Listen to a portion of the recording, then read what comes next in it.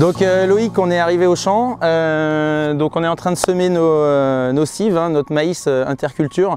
Donc on a fait le choix du Horsch Focus 650 TD avec un semoir Maestro. Et pour tirer tout ça, on a un John Deere, un 8R 345. Voilà, ça demande pas mal de puissance, donc faut mettre un gros tracteur devant quand même. Pourquoi on a choisi ce semoir-là, enfin cet ensemble-là, on va dire. Il y avait plusieurs points qui étaient importants pour nous. L'effet dent fissuratrice, hein, il faut décompacter les sols, donc soit on utilise un strip-till, soit on utilise une dent fissuratrice. On a l'effet semoir où il faut un semoir à forte pression, hein, parce qu'il faut bien appuyer la graine. En fait, le principe il est simple, c'est qu'il faut garder l'eau au maximum dans la terre. Donc ça, le Maestro répondait à ce critère-là. Et un troisième critère qui était très important pour nous, c'est l'organisation de chantier. Là, on fait tout en un seul passage avec une grosse trémie d'engrais parce qu'on apporte en même temps l'engrais au champ. Donc un seul passage, un seul chauffeur pour pouvoir faire tout ça. C'est vrai qu'à cette période-là, on pourrait se permettre de décomposer et d'avoir du monde. Faut savoir que l'été, quand on est en moisson, on manque un peu de personnel.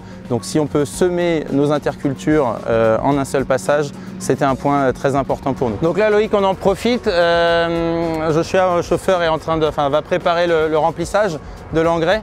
Donc pour que tu comprennes bien la machine, donc il y a les deux trémies d'engrais. Hein, parce qu'il y a deux endroits où on peut mettre de l'engrais, il y a à la dent et au semoir directement. Donc on a les deux trémies, on a les dents fissuratrices, hein, qui nous servent justement à avoir cet effet strip-till.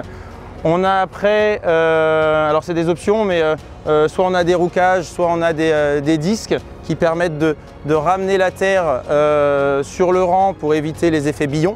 Les roues, parce que forcément l'ensemble est assez lourd. Il faut le porter.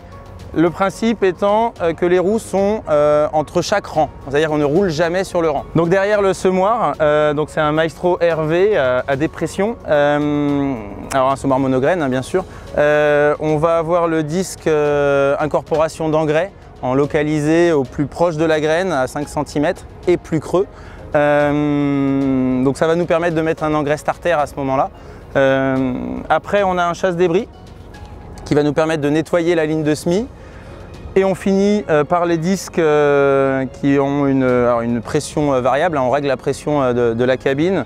Derrière dent, on va être à 200-250 kg par élément. Et si on veut utiliser le semoir seul, ce qu'on fait de temps en temps, hein, on va pouvoir monter jusqu'à 300 voire 350 kg de pression par élément. Voilà. Et puis le rappui après classique avec la roue plombeuse et les roulettes de rappui. Maintenant, je te propose qu'on aille voir dans le champ, chercher les graines et voir à quelle profondeur elles sont enterrées. Donc ligne de semis.